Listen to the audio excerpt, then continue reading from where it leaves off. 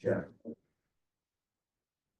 Do we record the subcommittees? We do. We do. Okay. Welcome, everyone. Today is Tuesday, May 13th. This is a meeting of San Rafael City Council Finance Subcommittee. Thank you for your patience while we get the technology up and running.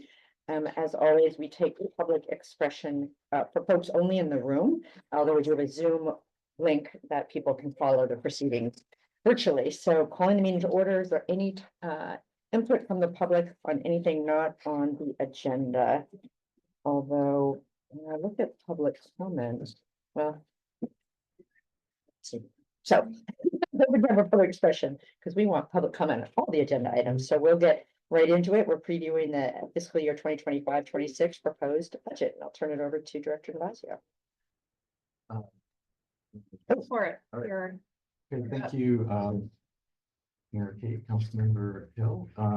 We do have a lot of information to cover on the agenda. This is all under most of the items are kind of early previews of items that are working their way towards the city council agenda. The first one on item 3 is a preview of the 25-26 proposed budget. It's scheduled for an informational presentation and feedback at your upcoming meeting on May 19th, and then we'll be coming back to council on June 2nd for action based on feedback from the committee today and the council next week. First thing I'm going to stress is I did hand out some information. Apologies many times over for not being in the packet. This is a living, breathing draft document that is not necessarily 100% final yet. In fact, I was late because I needed to write draft copies on all of these, print them.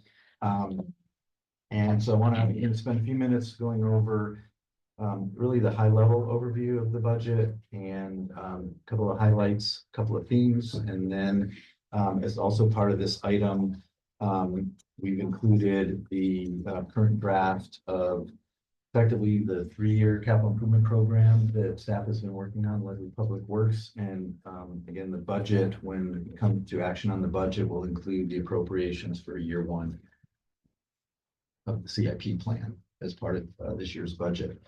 So I'm going to jump in and use the I believe all the information that is in this packet is actually cut paste right from the staff report. So it's all information that is going to be in the staff report. We have additional information should we need to get into it. Let me just start briefly with the first part of the report actually serves as communicating to the council and the public the third quarter budget update through the current fiscal year. And so these are just couple of the summary pages that we have in here. We won't have to spend a whole lot on the all funds budget. Everything is, within budget. We don't have any glaring concerns in terms of bumping into budget appropriations. The focus of this report and what we've done with the mid-years and the general fund, which is on table 2.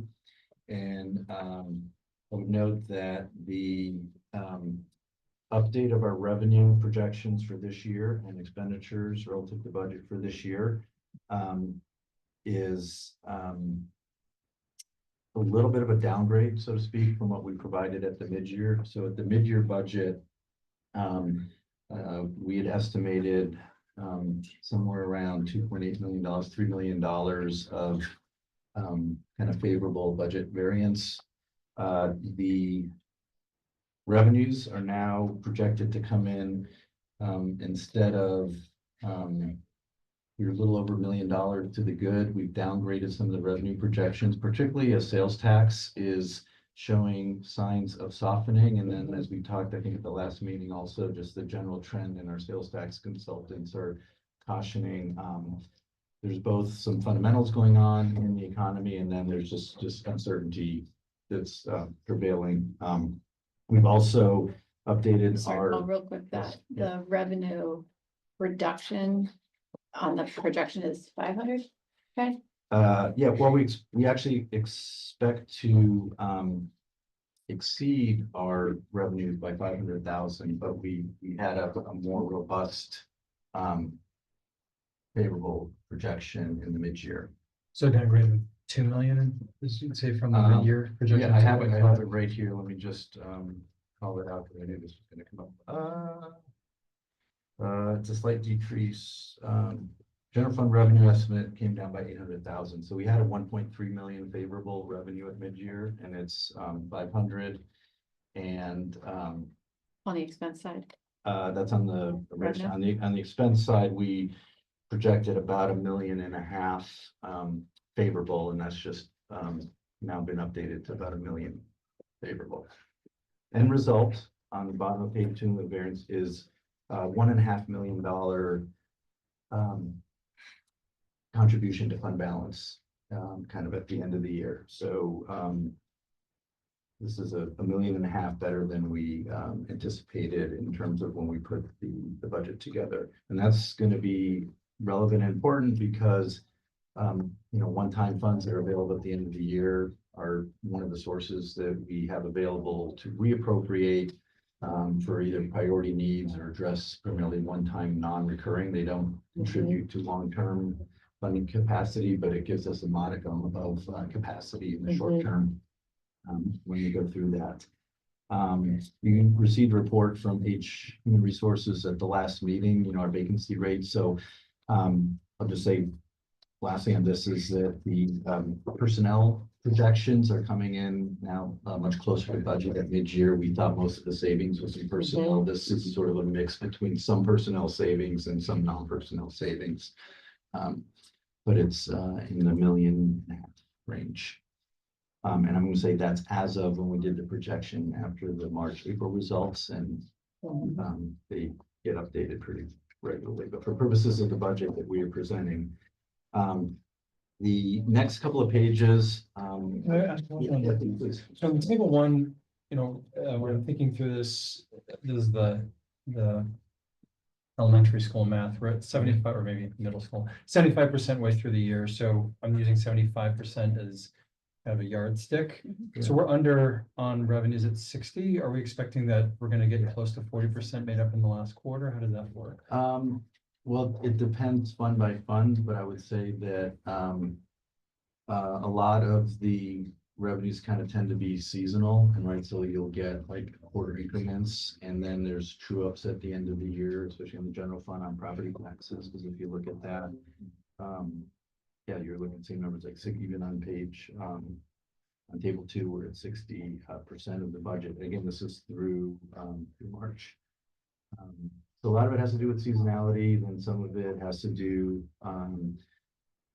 capital program has a ton of grant revenue in there. In fact, we may or may not necessarily, receive all that revenue, but if we're incurring the expense, then we book it as a receivable. So there's just timing issues with the, one thing that we've done in the mid-year in the quarterly reports is give you the list by fund by fund. We didn't pile on in this report, but we can provide that. Just a quick follow-up on your question. So that 1.5, that variance at the bottom, obviously is a third quarter projection. And so we'll see the question too, like, are we going to make up 40%? That's the goal. Yeah. Right. Because the trend is from mid-year to now, which is just a few months ago, we're seeing this number continue to get smaller and smaller. It's possible, and Paul and I were talking about this morning, it's possible that that number by year end is going to shrink. And to what degree is going to depend on, right, like what happens in the next 60 to 90 days. So we'll have that refresh at fiscal year end when we bring the close of the books in September. So we'll know the true up at that point, if that makes sense. I'm audited in September and bring it to.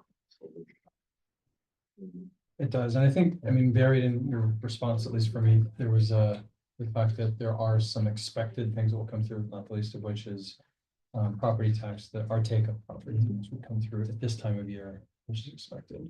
Yeah, and we'll get a refresh from HDL on what sales tax is looking like. We're meeting with them tomorrow. As an aside, at Yeah. SMART, this came up just as sales tax and other jurisdictions are part of SMART. everybody is being conservative. Everyone's senior cost agencies, everyone's modifying their budgets to reflect that. Um. Yeah, sounds good. Okay, Okay. I'm not gonna, spend, the next couple pages are actually a couple of different slices and presentations of the overall 25-26 budget. The first exhibit that you'll see in the staff report when we present the proposed budget is basically every fund where we expect the fund balance to be as of June 30, revenues and other sources, appropriations, operating and capital, and ending fund balances. What I would probably point to, and I think Mary had a question on this that I want to circle back with the exhibit 2, which is the third page of the handout, is the current, I guess, draft all funds proposed budget. And if you just look at the subtotals, we're looking at revenues of 189.6 million, supporting recommended appropriations of 188.2 million. We're showing this on an all funds basis,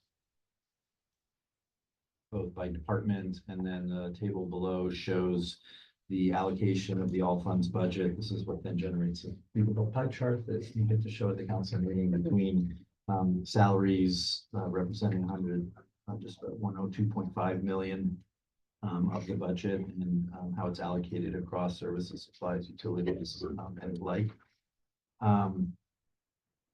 It's noteworthy that capital is very fluctuating, obviously, from year to year. We'll talk about a little bit more about, say, CIP, but one thing to note on this chart is our all funds personnel budget is increasing by 6.5% from the adopted budget to the proposed budget, and that's a $6.2 million increment. That's 99.9% driven by the terms of the collective bargaining agreements that we entered into. This actually is going to represent year 2 of the 3-year contracts. We'll touch on briefly some of the pressure that that's putting on the budget in general and going forward. The good news that I would say about that, well, first of all, we've been successful in addressing some of the recruitment and retention and reducing the number of vacancies, staffing up. We do still have salary savings factor built into the budget for kind of normal turnover and attrition.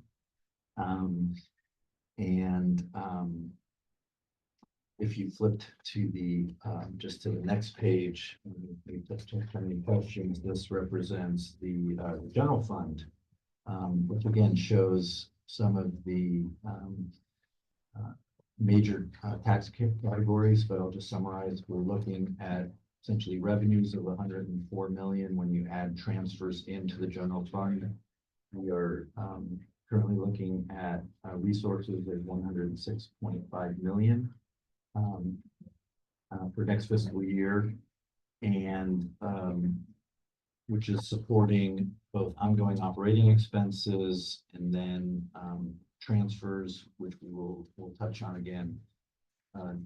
Total budget, if you will, for next fiscal year in the general fund would be 5 million. So we are looking at a drawdown of $6.8 million of fund balance.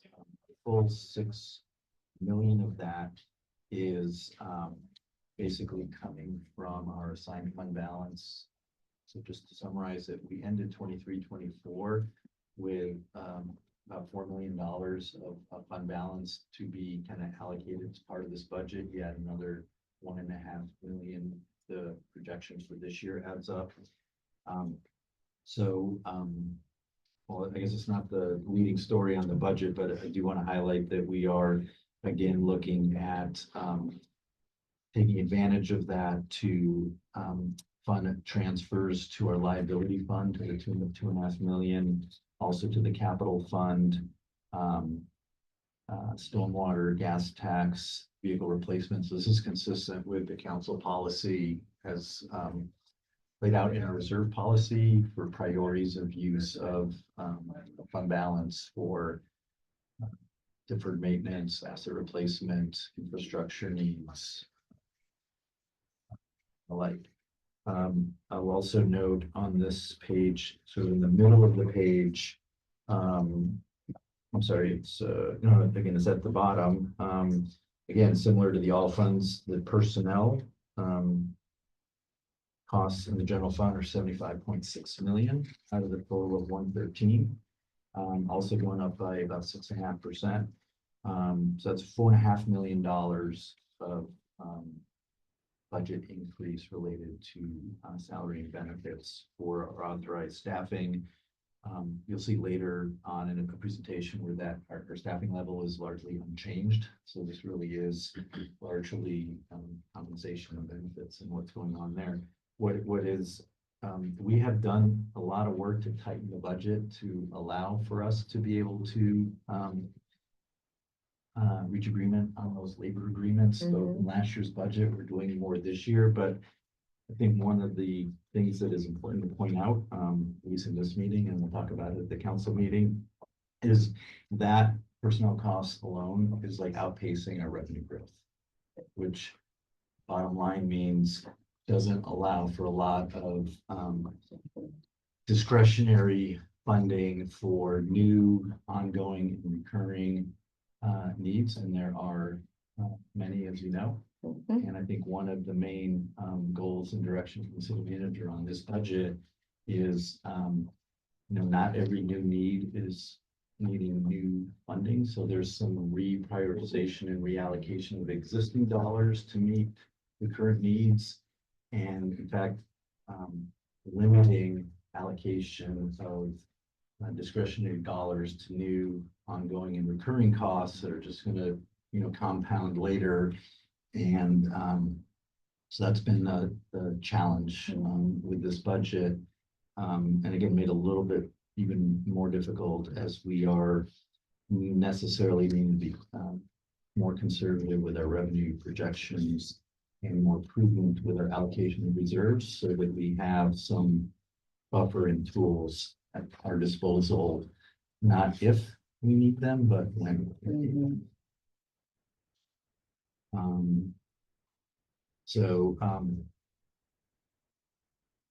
I don't pay a lot of attention to all the newspaper headlines, but there are cities that are dealing with these issues already that fortunately were, but I think you'll see in the budget proposal and when it's presented in slightly more detail, there's a lot of care being given to what we're recommending funding for, so as not to exacerbate problems down the road. There's 6.4 and 6.5. So I know that you have draft on every single one of these, but that's pretty much going to be what's presented. That part's not, that number's not going to change from when it's presented to the council. No. Okay. No. And I do think, and we've talked about this before, always having the top line, the stories, what are the takeaways? What do you want the things, the council, i.e. the community to hear? Yeah. And tie it back to those decisions we made, which the council obviously all stands behind in terms of the MOUs. And then I'm also figuring you're about to get to the part how it aligns with our goals and objectives document as well. Okay. So it's not just the bright shiny new thing that comes across. Draft goal. Draft, thank you. Thank you. Yes, of course. Yeah, and the word that Mayor Kate used that I was in my mind as well as the narrative behind some of these, so I'm on exhibit 2. Let's see the page before the one you were on. Yeah, okay. All fun. We're seeing, the expenditures and other uses. I'm just looking at anything that has a swing of greater than 20%. Yeah. And, I'm curious when we see when I see non-departmental year over year, we're seeing, 4 million down or less spend, or HR is 4.4 million less. What is the story behind those changes? Great question. So, and we'll highlight that. So this is also just more of a function, particularly those two of, and we did some in this year's budget of really actually realigning where things are in the budget. So for instance, it's one thing to say, hey, what's your HR budget in terms of, the staff and day-to-day operations? And then it's like, oh, well, we've got the entire workers' comp fund in HR. Well, those are typically kind of handled in a non-departmental because those are like citywide, right? Some of the benefits last year, all of your debt service was in the finance department. I was so excited to come here and have a $12 million. Okay, just the restructuring of. Most of it is a restructuring when you're looking at those two in particular. Public Works is, I would say, entirely a function of, and I'd say library in this case too, of capital expenditures coming in and out because we funded both main library projects, in this year's budget. We'll touch on the capital. The capital is greatly reduced from last year's, I think 33 million and change down to about 15. Fact of the matter, a lot of that work still continues, so a lot of next year's capital will be carrying over. The annual appropriations to keep the plan going will fluctuate with when projects are ready to go to bid, when the contracts are being awarded. If one last thing I will say again, on that general fund exhibit, just looking again at the major, you still have a property tax growth of somewhat over 4%.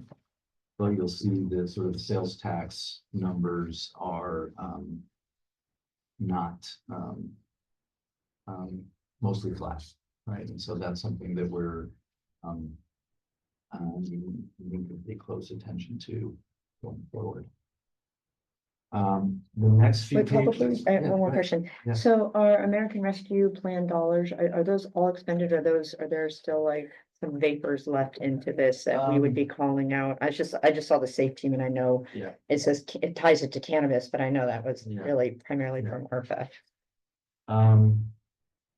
The way it was explained to me and the way I've answered that question and the city manager is that vapors is a good term because it's really just sort of the illusion of ARPA, because what most of our ARPA allocation was revenue loss. So rather than ARPA dollars being here it is for this, and this purpose, it was based on an estimate of revenue loss. So essentially, since that money has all come in, there's some of it that you could argue still in the fund balance, but it's already essentially allocated to, projects or needs that were identified in the allocation of our fund balance. So there's like an accounting piece and then like the practical piece. Yes. On the accounting side, from reporting to the federal government and all that on ARPA, that's been sealed up Yep. a couple of years ago. So that piece has been taken care of, but Paul's point about like the general fund balance, there's like an amalgamation of a carryover because it is mostly went into the capital project. So it's kind of like a blend, Okay. if you will, of what we've got in that general fund is some vapors moving through, but I don't know that we could track and give an exact dollar No, amount, but I would say it's probably a couple million is kind of moving through, and there are recommendations for where to allocate those funds in this moment. No, that's coming. helpful. I think I was thinking about it because it was dollars that came in literally from heaven, right? And it came from the sky above that was able to prop up or support us. That is obviously not ongoing. So it can give the illusion that there might have been more, there might be more ongoing support than there really is because of those dollars. That's what I was That's trying. exactly right. And I think Okay. to your point about the presentation to the community and to the council, that's one of the key Okay. takeaways, or like the story, the narrative. And Paul, I know, is working on how do we tell the story of the general fund balance, that the amount of money that we've seen in the last 3-4 years carrying forward due to the vacancies Yeah. and the ARPA money drying up. So instead of $9+ million or $15 million, we're now at like 1.5. We're at a really, really different place. Yeah, And so okay. some of the decisions and recommendations we're I think that's making in the important. budget are reflective of that. Thank you. No, I think that's important. You have another question? I did. Oh, go I had a ticky tack one, which is when I see a reduction in expenditure for utilities and communications, does this have to do with the consolidation of traditional phone lines, or am I making up the story? I love to understand why 285,000. Not to keep that question. Part of that, honestly, and we're addressing it in this, is that last year, in order to adequately fund, and some would argue less than adequately fund all of our utilities, water, sewer, we actually allocated some one-time money. Okay. So that one-time money went in, the one-time money, kind of comes out in some respects, and when you'll see in the funding plan how we're hoping to sort of continue to, there are some recurring costs in this budget that we are continuing to fund with one-time money to preserve some flexibility even for some of these new high priority needs that we're coming. So we, I hear that and I'm like, is that good news or bad news? Because I'm like trying to figure out. Both. Okay. It really depends on your Yeah. perspective.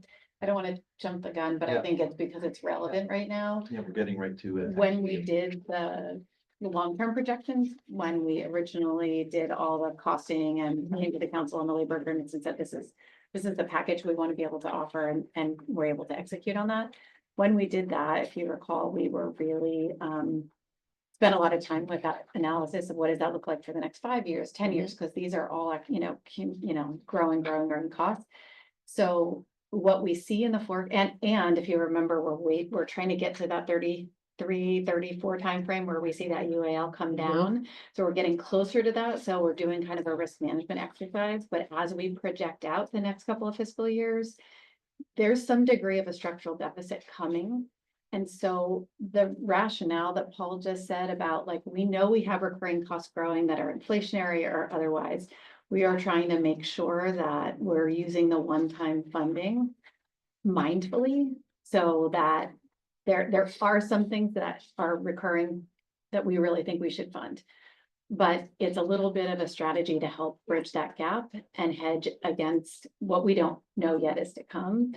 So that general fund balance has the flexibility then to cover a year where we're low on revenue and we're not netting out. Does that make sense? Yeah. In other words, we're trying to get to that relief moment, and we have to be clever with how we're spending so we can get to that moment. Yeah. Okay. Yeah, exactly. The other thing, just to get budget wonky, on something like utilities, if you look at the all funds, it's more flat. So then what you see in the general fund, in order to create some space, is where can we reallocate some costs that have been recently born in the general fund to some of our other funds where it's appropriate, so that we are retaining, as staff would like to do, is retain the maximum flexibility within the general fund, because that's where we have discretion as opposed to in some of the other funds. That's a little balancing. So just I'm just going to highlight real quick the last piece, if you will, of the overall budget and transition to CIP discussion. I do have a little summary sheet here that just shows the kind of where we kind of our current baseline revenue and expenditures, and the funding plan that we'll be presenting to the council proposes to allocate $448,000 of general fund funding augmentations that are in the kind of recurring and ongoing category, and they're listed on the next page. And then I need to be careful about this designation. I'm going to need to clean this up. It's about $874,000 in one-time funding in the budget. Portion of the one-time, I need to probably take this number, but a portion of that one-time internally we're noting, arguably could be considered recurring costs, but given the limited availability to add more than roughly $450,000 that we're adding, we're addressing them through some one-time funding.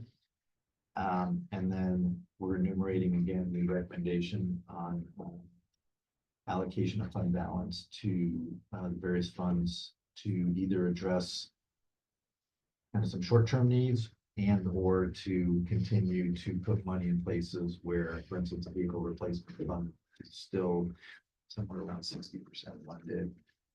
Liability fund, we have some significant increases in premiums and outlook for potential claims there. You want to do that next page, because I think that details. And the what we're next starting to detail, nudge sorry, the into. next page details out how those are proposed to be allocated. The other thing that this page notes, the very last slide, and recurring, just an example, there are a number of costs that we incurred that we actually don't really have a lot of control over independently. So some of it has to do with fees charged by the county, our participation in the Marin General Services Agency, so street lighting costs, animal services costs. If you just were to add all of those up, that would eat up all of our budget flexibility, and so we're working hard to not have that eat up all of that on costs. We do have some records management, I'm sorry, first one, under one-time funding, this is the 874,000. This is to support development of a more robust records management system, particularly for public records and the like. The budget will include, we're adjusting them slightly, but this now assumes a June election, which is lower cost than had we been steamrolling to an August election. Talked about it at the last subcommittee meeting. The June of 26th. I was gonna say, it I'm says sorry. 2025, but it's, I knew, I was like, I don't think that's in 3 weeks, 4 weeks, 25, but 26 fiscal year. Yeah. No. yes, we knew that. We did use full-time money this year for some of our organizational development work, and we're putting, again, one-time money towards it. These are the kind of things that when things get a little bit tighter, we're not going to be able to do. Mhm. And then funding the, I guess, I don't know if you call it phase one, but the next phase of probably a multi-year ADA implementation plan. And our buildings, what is that? Well, we can speak to the ADA. It's both buildings, but then it's also services, right? The first level of ADA requirement mandates are physical accessibility, and then there's accessibility to people. Gamut of public Okay. services, including, you know, just the cost to make a website ADA Mhm. accessible and like. Yep, okay. Speaking of council goals and objectives, we're allocating funding to put down payment on the gateway beautification work. Still my heart. That will also, you'll see that in the CIP. Mhm. And I would say that a large chunk of the alignment, if you will, with the goals and objectives is going to be kind of in the CIP. We've got, I don't want to jump the gun on it, but we talked about projects. We've talked about some of the, I'll let April and Joanne speak to the CIP in a minute. But again, this just summarizes the general fund one-time recurring transfers. I will note that we are maintaining we're able to maintain we call it the subsidy to the recreation fund at the same level as this year. This is a $2.4 million. So the recreation program is funded through a combination of recreation fees and general fund subsidies. Those costs, to the extent that they're going up, that cost is that incremental cost is being entirely borne by both some fee increases that we'll touch on and use of fund balance, but at some point, kind of flagging that as a whether or not that subsidy is going to be sufficient going forward is going to be informed in part by the comprehensive fee study that we're also proposing to be funded next year to kind of look at our current fee structure for recreation programs, the whole cost recovery policy and how that works. There will definitely need to be some adjustments in the fees, and the question is, how does that match up with the program expenditures going forward?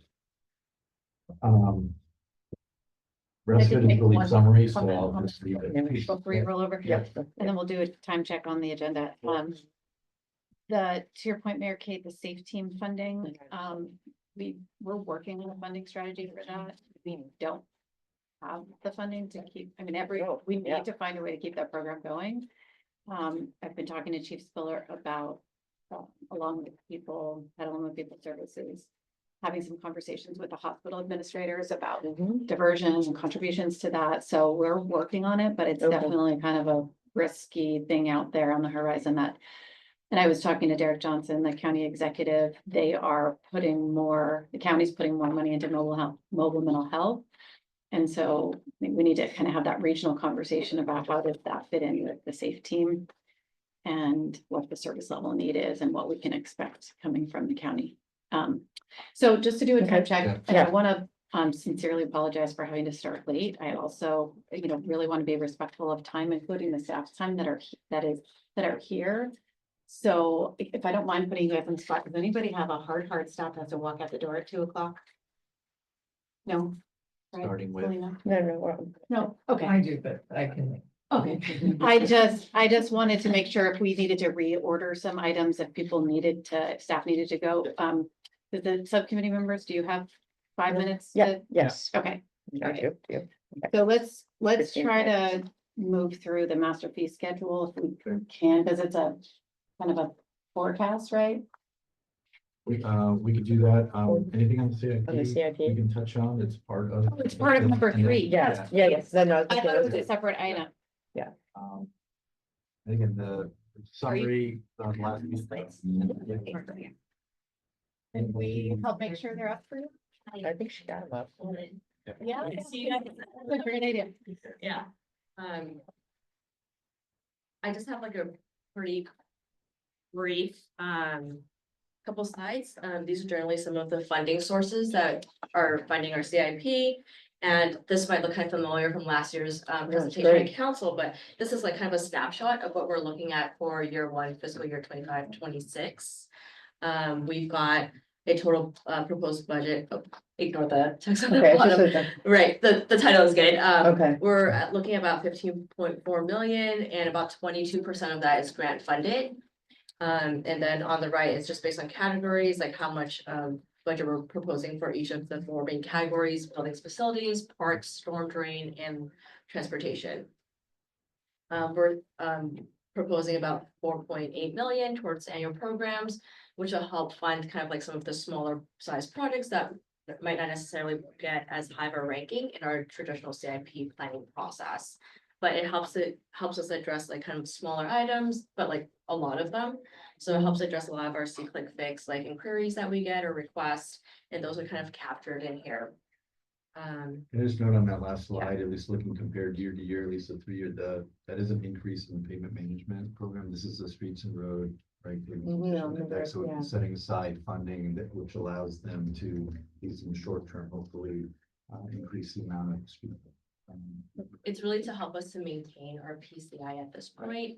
And we're working on our 3-year PMP, which we anticipate being available sometime in the summer to kind of help us maintain the PCI. And in the long run, we're gonna have another probably a 5-year plan to help us start improving our PCI. So on the road safety implementation program, just because I had on TAM executive committee, blah, blah, blah, we had a meeting yesterday and just talking about some of those grants that come forward from TAM that do require a match. So would that 650 be something? No, that's not.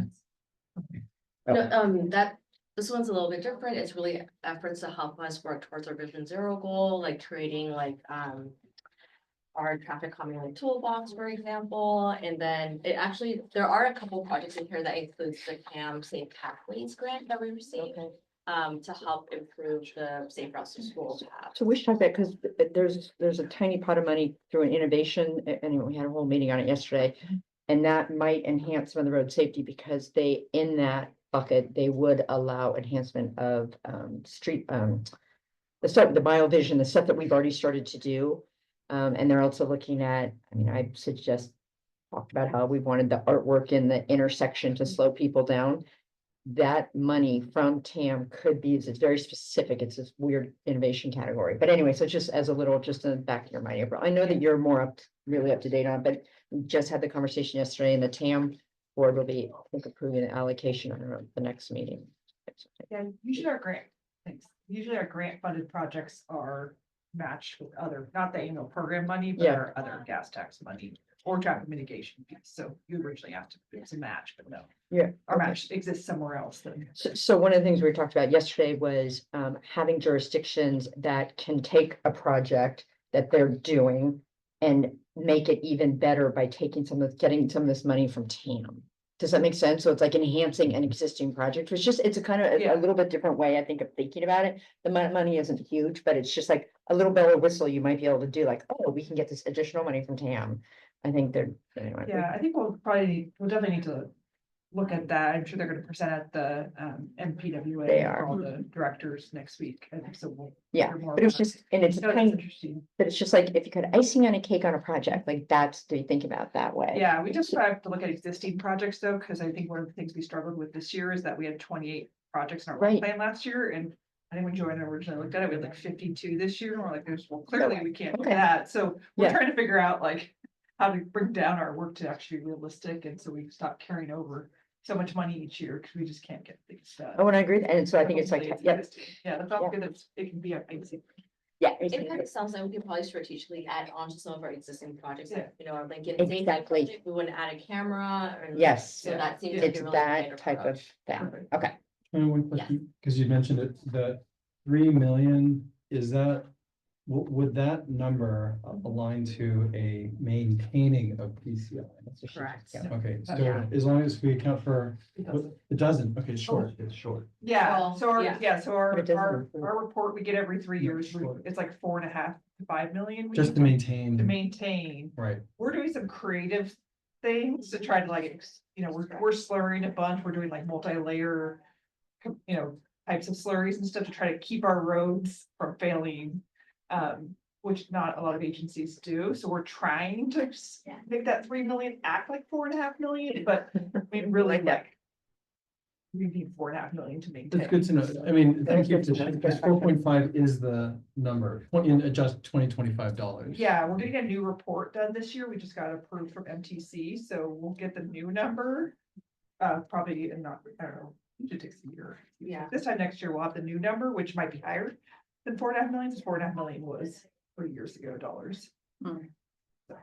Okay, Sorry, that was. That's okay. Really. but 3 is much, I mean, my recollection was around 1.5 Yeah. or 2. Oh, yeah, we're doing a lot better than we used to. Thank you. And then this is a high level overview of our buildings and facilities projects. I think Bernadette's gonna talk a little bit more about the specific funding sources that are supporting some of these projects, but we're looking at about 4.8 million towards this category next year. One of the actions the council will be taking with the budget is establishing a new fund for Measure P, Mhm. which is next. I see on that. lot to the Mhm. bottom, and about 6.3 million a year in revenue, but next year's spending plan is just getting all the work off the ground. There's also one item that the legend got cut off, but it's Fund 603, which is still orange. And then here's our works piece.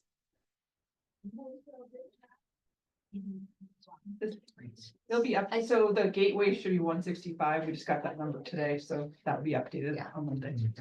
Yep, that'll be updated for Yeah. our, Monday, Yeah. right, thanks. And then here's our storm drain fund. We have some grant funding to help support trash capture projects, which is Mhm. required, like a regulatory requirement. Unfunded mandate, yep. Right, exactly. And then also we're moving along with our citywide storm drain plan. We got some preliminary estimates and assessment for what it would take to maintain our pump stations. And we anticipate there's gonna be a lot of funding needs in the upcoming years. I think so far we've identified, I think 3 or 4 pump stations that needs work within 5 years. Is it possible, it can be confusing to people, we know we call the San Quentin pump station, even though it's on San Rafael land and it's in that area, but it actually doesn't service Correct. San Quentin. So maybe, I don't know if you put in air quotes or something, but it's just, because I would first was like, oh, that's not ours, we get extra money, but that's what the internal name is, right? I don't know, I think that. Correct. I Okay, think we can just, however you want to do that, but I think for someone who doesn't know it, they're like, that's in Lawrenceburg, what are you guys doing? Oh, West Target, no. Whatever. Exactly, Sarah. Well, whatever, Yeah. just a comment on that, yeah. Got it, Put thank it in you. quotes or something, but I just, okay. Yeah, I mean, what saved us in that was the ARPA dollars was able to come Yeah. through and do, I mean, that's just, and I think when you're giving the presentation. To say that, like, well, the progress we were able to make wasn't because we had more revenue, I mean, it was because of Right. revenue from ARPA, like, that's. We put almost $1 million last year and about 600 this year from our capital fund to make this plan work. Mhm. And then, transportation, largely, grant funded. And, we've got a couple of new projects that we're adding on, but a lot of them are rollover projects from last year because they are multi-year projects. There are So- also, I'm sorry, so the ones, obvious question, but the ones that don't show a number are carryovers, so there's no new money, but there's still money available to finish this project. Yes. Or year 2 or 3. Right. It's on, Right, if they've been funded, the ones that have, yeah, because I, They're, okay.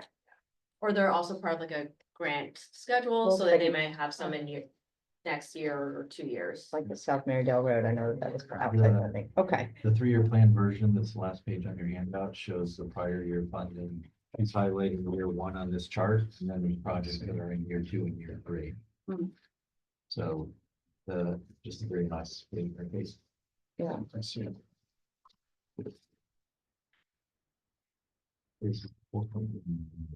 It's weirdly exact down to the $4 on that first one. It's a grant.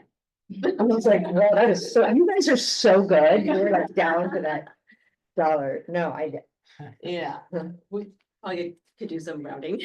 no, this is, it is so hopeful to see it literally described Mhm. by the project title. So, I mean, it's just, it makes it real. And I think, kind of adding on to what April was saying earlier, we're really thinking about staff capacity and what's really Yeah. feasible. Yeah. And so you're gonna see that some of the projects that we actually got grant funding for, like the ATP Cycle 7, for the North South Greenway Gap closure and Bellum, they're actually in a future fiscal year. So we actually Okay. secure grant funding for it, but just because of staff capacity, we want to make sure we're being mindful of that. and they may shift another fiscal year too, depending, we'll have to see, because if you look at the totals for fiscal years 2 and 3, those numbers at the bottom are very high, and we may not be able to Okay. do those projects right away. But we're tracking our deadlines and stuff with grants, so that we're still within grant timelines. I think that covers the, And April, just, and Sharon, on this one, so when you were forecasting out, these were all money, any monies that come through TAM from the federal government, those are all, this is all money that is secure, all. Would we be referring to money that may go away? That's what I'm trying to say. Only one that, I don't know, maybe it's not the only one. The one that we're the most nervous about is the South Marydale Road connection one, because we still don't, even though the council signed the agreements, we don't have a signed copy from the feds yet Okay. on that. But we've signed it with Caltrans, and then they have the version that's signed for the federal government, but that's the one that we don't have actually. And you have it for the Canal Active Transportation Experience Improvements, you have that? Yeah, dollars? those funds work at ATP. Was not gonna- oh. So I think in your presentation, just mentioning that, because again, all the agencies that conversation has come up. So I think just saying, I mean, that's kind of a good news thing. I wouldn't want to have any in jeopardy, but to say this is only the one that's in jeopardy. It's the same funding that TAM is nervous about. I know. too, so And I just had the meeting yesterday, so I was They're like, the same grant. got it. Is there another reason to be nervous about Marydale is because the language of the grant has some of the trigger words that the administration doesn't like? Is that accurate? I'm pretty sure that's why we have not been given a thumbs up. The DOT policy guidance is really express the I can Anti-woke. forward you the letter I got from Tim. Okay, Yeah. That's, I can forward you the letter that the federal government sent to Tam. I can forward it to you. okay. It's a public document. Read it with a glass of wine. And some of the grants have changed, like there's some Yeah. grants coming out next year for us to apply for, the same grants we've gotten every year, and they've definitely changed the language of them. That's important to speak to. Yes. Council meeting. Yeah, no, I think this is super helpful. And when you're giving the presentation, it's based on priorities of the availability of dollars, the projects that are ready to go, because of course. Not of course, but some colleagues might say, oh, I want to have this one be here or this one be there, and this is well, it's set this timing for a reason that works for staff and capacity and funding, so. We're not, no horse trading on the dais, it's not gonna happen. Yeah, shut that one down.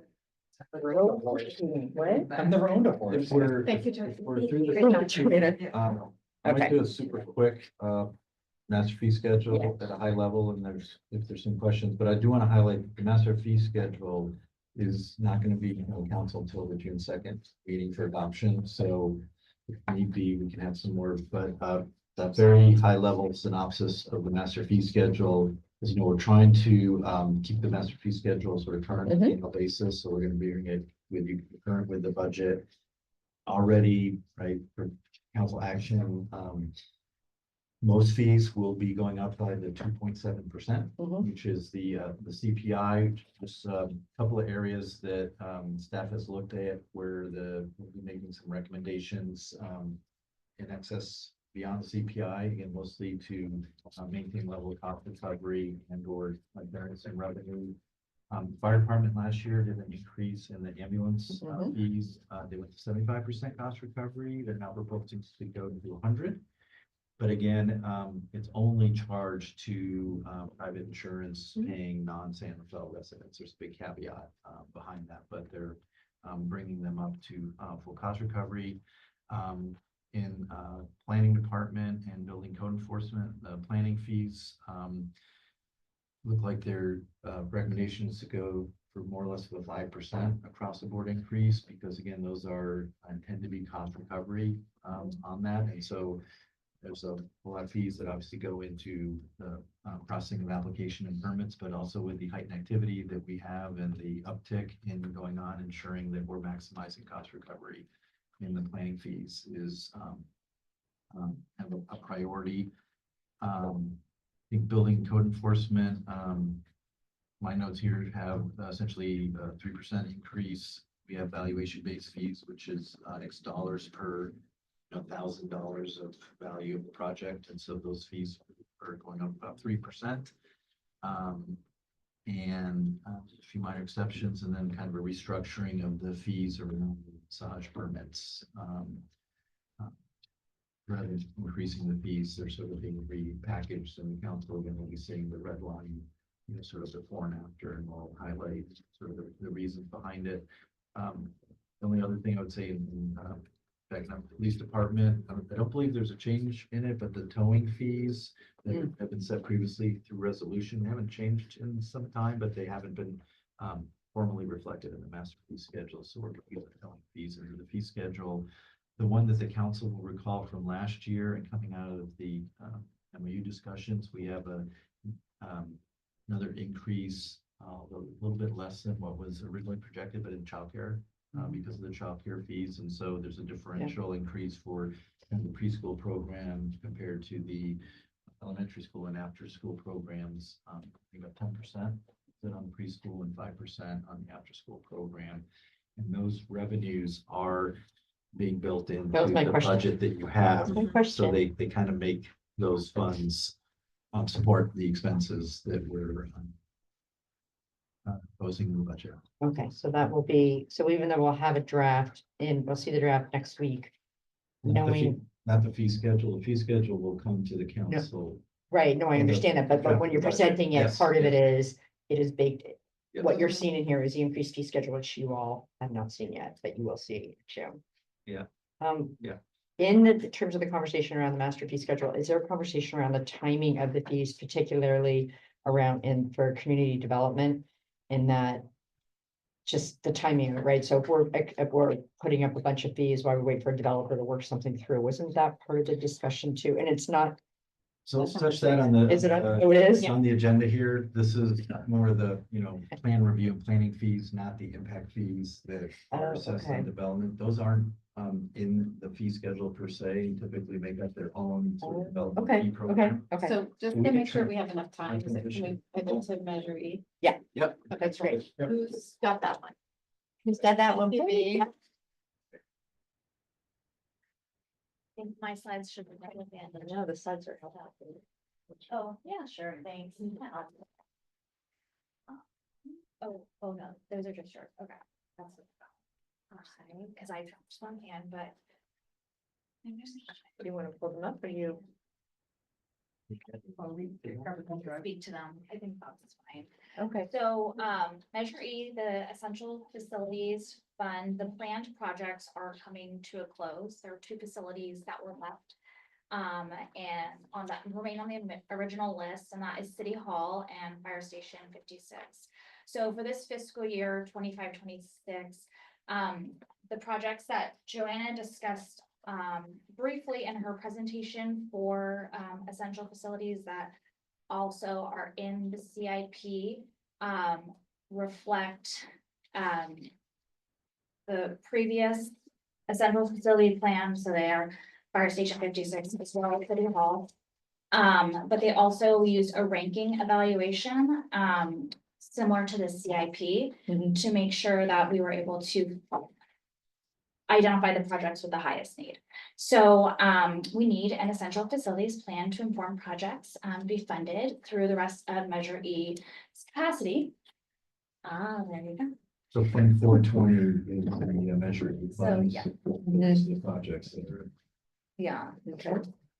So you see City Hall layout assessment, City Hall fire alerting system, the fire stations, technology, radio upgrades, building and floor.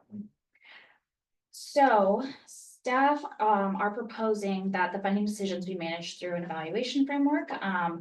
This would be criteria established, similar to the CIP, and staff are also engaging PSD citywide, to help identify facility projects and deferred maintenance.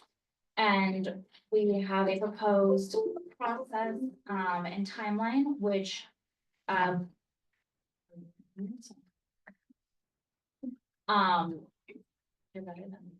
okay, so, Department of Public Works, the proposal is they would submit in January, a list of deferred maintenance projects, and other departments would submit proposals, for, that they would like a committee to review as well. The committee, would be made up of staff representatives from the city manager's office, Public Works, Fire, PD, Library and Recreation. They would use the ranking criteria, with a weighted score, and those recommendations would go to finance and the city manager's office. And then city manager's office finance would weigh in, and then it would come here to the subcommittee. Oh, look at this. Okay. And so we would recommend that the evaluation criteria be reviewed and updated every year based on the council goals and objectives, as well as emerging priorities, so that the list is always being reviewed and renewed, and that the city manager's office finance are weighing in, so that we have available funds for the projects that are being picked and evaluated. And so, yeah. So framework selection is based on the weighted scoring system.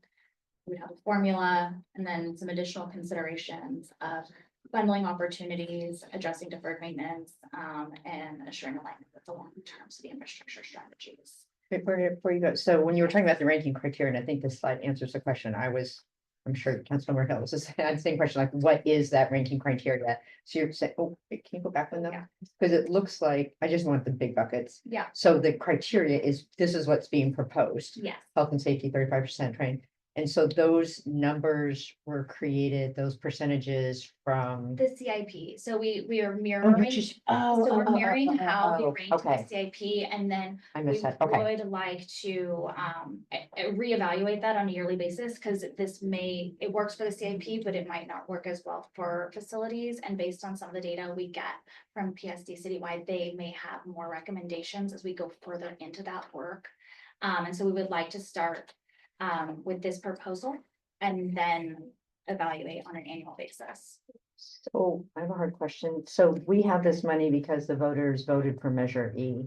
So when you're looking at this ranking, does it make sense? We want to make sense. Maybe it's something to consider, that the fact it was a voter initiative, i.e. maybe it's something that's more apparent, more readily, not as embedded behind the scenes, might be something that helps rank a project higher. I don't know. I'm not advocating either way, but that would be just a reason to maybe not have it treated exactly like CIP, right? The voters voted for it because they wanted.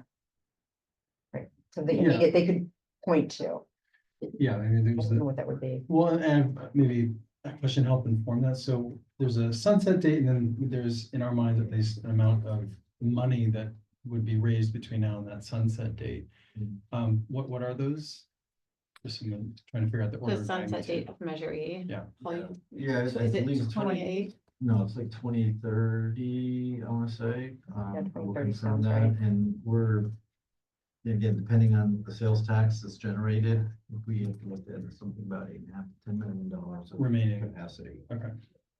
And I think there's definitely an opportunity, so we're using this criteria this year, and then we Yeah. want to evaluate it further, because like, Yeah. for instance, time sensitivity score is. For the CIP is based on grants, Of course. but for buildings, it's different, and that's why PSD Citywide, who's our asset management company, is helping us, because there are some deferred maintenance items that do have a sensitivity towards them. So we're just not sure, that criteria could totally. Yeah, so I change. think it's more, this is the one thing I would like to be able to say in community meetings. Oh, as well say, thank you voters for passing Measure E. Look at our beautiful safety center. Look at this. Everything's been all built. Now that money is going towards the thing. The thing, yeah. So I'm just thinking from a taxpayer, like public perception, that's the answer. And maybe it's, yeah, it's that. Yeah, and this is getting to we're over time on this, but I'm curious around how flexible is Measure E, because there were explicit assets that the voters had wanted. But as the city is growing, is there any flexibility in contributing towards new assets that are needed? So the language is Like very very broad. broad. And it was the prior council that set the kind of policy in place around prioritizing public safety buildings and infrastructure. And we took Bernadette's original comment. We feel like we've achieved what we told the voters we would say.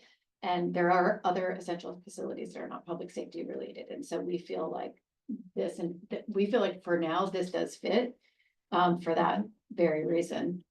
But I think considering, like, going back to the language and like figuring out, like, is there a tie to one of these to make sure that we're making that linkage?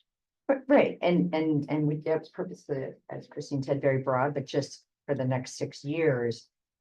To just say, oh, it's in deferred maintenance feels might feel unsatisfying for the people that voted for it, that's all. So it's like, these have been built and this is the thing. So yeah, just something to think about, and I don't know how that manifests. Yeah, I mean, I think, this might feel like might violate public policy in terms of good practice.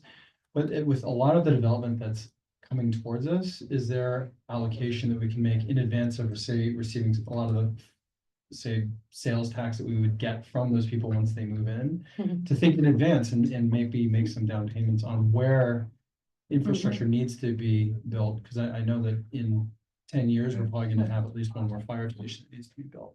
Is there a land acquisition that we can? What? I hope not. I hope not too. No, but your I- no, but your points It's will the take, staffing, yeah. but your points will taken, because we could say, but these dollars is to meet future infrastructure needs and for increased development. Like, that's a perfect example, like, just what is part of that narrative of how the money is needed, so. Yeah, I think it's more to the voter to say, I don't think they want to hear deferred maintenance. No. Yeah. So Anyway, sorry, okay. again, Sorry. we're at an actual hour now and kind of I don't wanna shortchange the last item, and I realize Awesome, thank you. Bernadette, thank you, great job. Thank you. I have a hard stop. I didn't ask myself that, but I Okay. apologize. I'm gonna have to hop out to get over to the county meeting. Thank you. Thank you so much. Thank you, Paul. We segue, most of Measure E is still funding the debt service on the bonds that were issued here, so it's really sort of a real incremental. The bonds are paid off, then there's some capacity, so it's also a cash flow inspiration. So is this getting presented, Bernadette, is this getting presented to the council or not, just to this committee right now? Just this committee Okay. right now. Okay. Because it is a proposed. Okay. Yeah, I think, I mean, I know you were just telling us that for the first time. I think both Councilmember Hill and I are on board with that approach. It makes sense, so we didn't really answer So that, but even yeah. Christine, just, I would say one of the Yeah. reasons why, want to have this conversation with the committee is that there is funding in the CIP for next year using Measure E dollars, so we didn't want to make feel like there's a complete disconnect between what we're moving forward with and the recommendation for this coming year, pending a much larger conversation. And that makes sense. Yeah. And I think we were kind of speaking to the much larger conversation. Go for it. So I'm just filling in for Director Hinkle, who's out today, and I just want to introduce Selena Smith, Senior Management Analyst, who joined our team earlier this year, and she's taken the lead on helping update some of our development impact fees. So she's going to share the status of it. Thank you. So I'll make this short and sweet. This is just an update, so we can't really receive any feedback, so we don't have anything to present to you guys, say like numbers or data. But we are in the process of updating the park dedication in lieu and development impact fee. So we're doing this to comply with state law and to have updated policy in place for development projects in the pipeline. So earlier this year in January, the Community and Economic Development Department, in partnership with the Parks and Rec Department, partnered together to enter into a contract with Kaiser Marston Associates for a little over $25,000 to conduct a nexus study for the park dedication in lieu and development impact fee. So the study is designed to develop a comprehensive fee work in alignment with the California Mitigation Fee Act, establish appropriate fee levels for non-subdivision residential projects, and also ensure updated fees schedules reflect current land acquisition costs, the expenses associated with updating existing facilities to meet accessibility and compliance standards. So to date, staff has received a draft technical analysis, and we're reviewing that with the city attorney's office. We still anticipate the narrative and work with the city attorney's office to finalize that. So when we receive the final report, we anticipate bringing it to council early this summer. And this concludes our update for that. Very short and sweet, guys. Of course, we like the questions. So on that, so thank you. That is great information. Is it, the report, is it assessing where we are today and where the fees should be? So i.e. there'd be inherent an increase is probably what will be coming down, because I'm also thinking from a developer standpoint, right? So if they haven't locked in if they haven't submitted their proposal yet and got it locked in, right? So is that what I'm hearing? Yeah, so the study is taking a look at what other jurisdictions are doing as well, so comparisons, and so that'll provide a recommendation, but you can adjust that depending on how the council feels. I would also just jump in and say that our existing fees are not super clear. Okay. So it is not necessarily that these would be an increase, but it would be increasing clarity and transparency. Currently, it's based on an assessed acre of parkland, but we don't have what is an assessed, what's that value in the municipal code. And this would create set values. And what Kaiser Marston is going to bring to us is this is the maximum amount you can legally charge, and then it will be for council to decide whether we charge the maximum or somewhere in between based on other priorities and what other agencies in the area are charging. That's helpful. It says in here, so I know what those fees are. I don't know what a Quimby fee is. It's just, it's written on the agenda.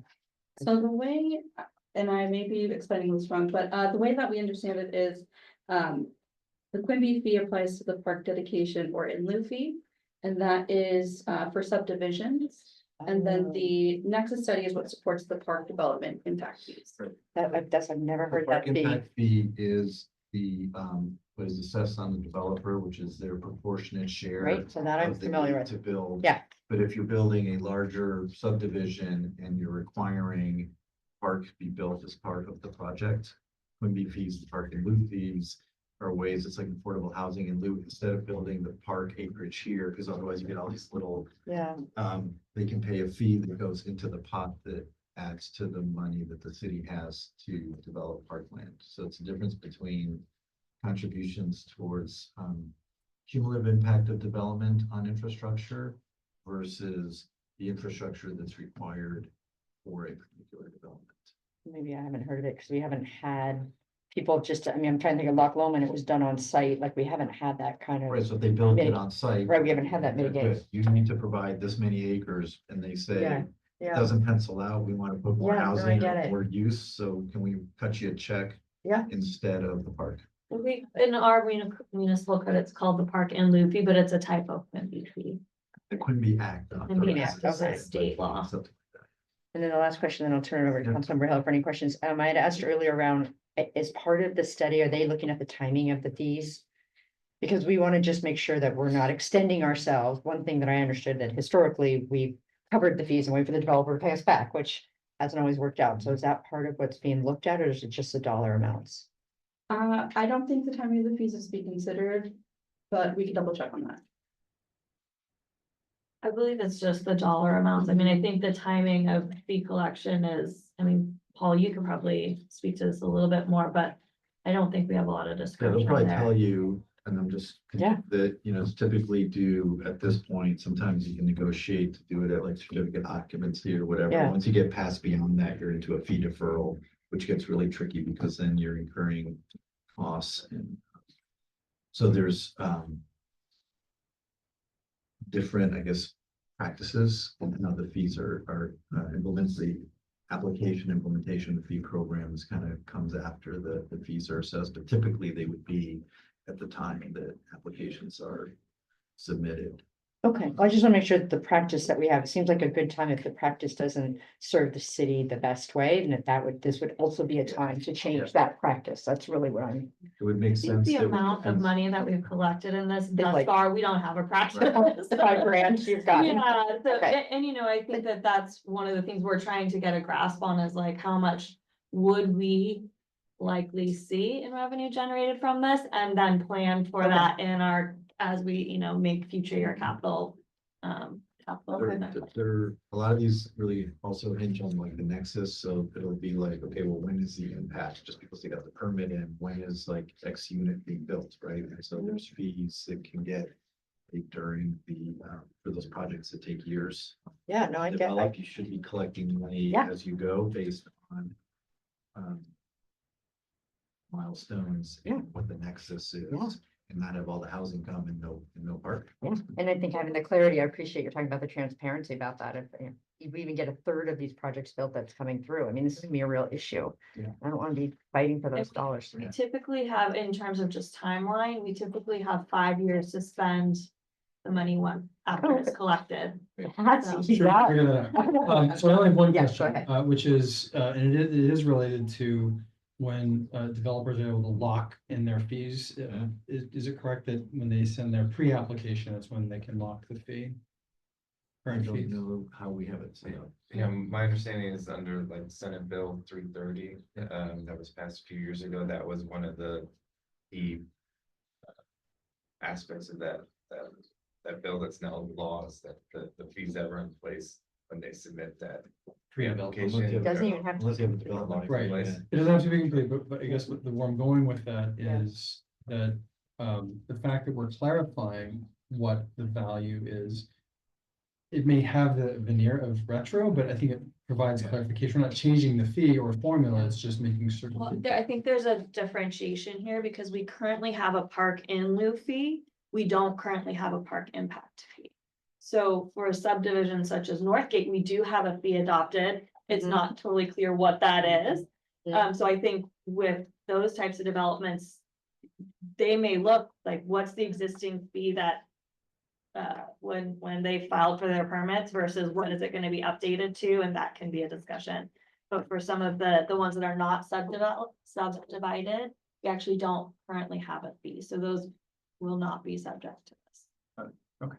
I can add one more thing on this, especially if you're concerned about like timing and you have things in place, is that this is park impacts, right? There's a traffic mitigation fee. No, I know. Discussion about public safety Yeah. impact fees and Yeah.